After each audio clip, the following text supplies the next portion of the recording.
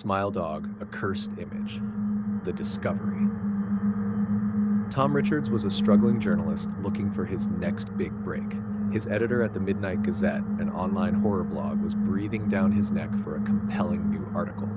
One evening, while scrolling through obscure internet forums, Tom stumbled upon a post titled, "Smile Dog, Do Not Look." The post was vague, littered with broken links and desperate warnings. If you see it, you're cursed. If you share it, you're doomed. Don't listen to its whispers. Whatever you do, don't smile back. Intrigued, Tom dug deeper. He found stories about a cursed image of a grinning dog with human-like teeth, supposedly capable of driving viewers insane. According to legend, those who saw the image suffered from vivid nightmares, paranoia, and eventual madness.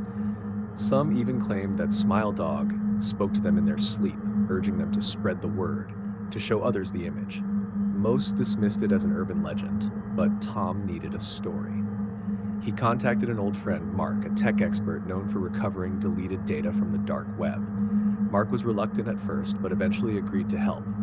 A few hours later, Mark sent Tom an email with the subject line, "I found it. Are you sure you want to open this?"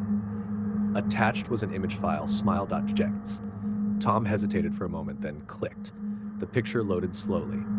It was a low-quality photo of a Siberian husky, sitting in a dimly lit room. Its eyes gleamed unnaturally. Its mouth was stretched into an impossibly wide grin, rows of sharp, human-like teeth glistening in the shadows. Tom felt a shiver crawl up his spine. His stomach twisted.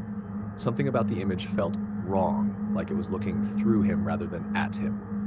A wave of dizziness hit him. He quickly closed the file and rubbed his temples. It was just a picture, wasn't it? Part 2. The haunting begins. That night, Tom had the most vivid nightmares of his life. He was trapped in a dark, endless hallway, the air thick with the smell of wet fur and decay. He could hear something breathing behind him, slow and heavy. A voice deep and guttural echoed through the void. "Spread the word."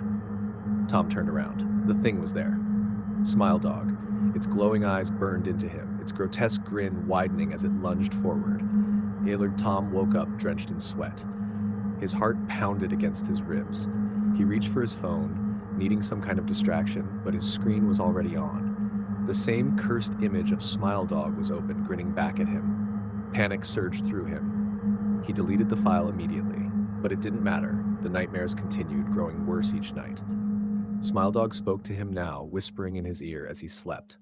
"Spread the word." Tom began to see it everywhere. Shadows flickered at the edge of his vision.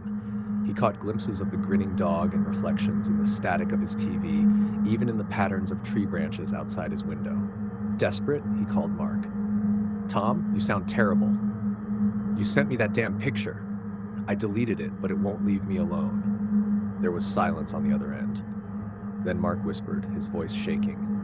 "You can't delete it, Tom. It's already in your head. The only way to escape it is to spread it."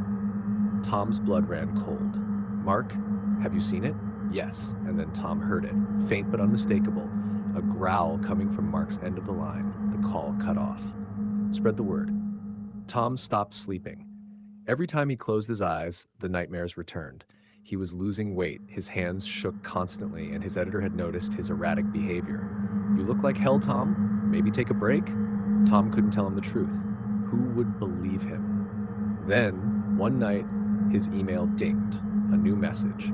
No subject, no text, just an attachment. Smile JP. It was from Mark's account, but Mark was dead. Tom had read about it online earlier that day. Mark was found in his apartment, his body twisted in an unnatural position, his face frozen in a rictus grin. His computer screen still displayed the cursed image. The police ruled it a seizure. Tom stared at the email. He hovered over the attachment, sweat dripping down his forehead. He knew what he had to do. He had two choices. 1, let the nightmares consume him. 2, spread the word. His hands trembled as he attached the image to a new email. He selected a list of random contacts from his blog subscriber list. His cursor hovered over the send button. He heard the voice behind him, closer than ever before. "Good boy." Tom clicked send. The moment he did, the weight lifted. The static in his mind faded. He exhaled, rubbing his tired eyes. He felt normal again. Across the world, in different homes, different cities, people received his email. Curious, they opened the attachment. Some screamed, some deleted it immediately. But it was too late. The curse had. Like and subscribe.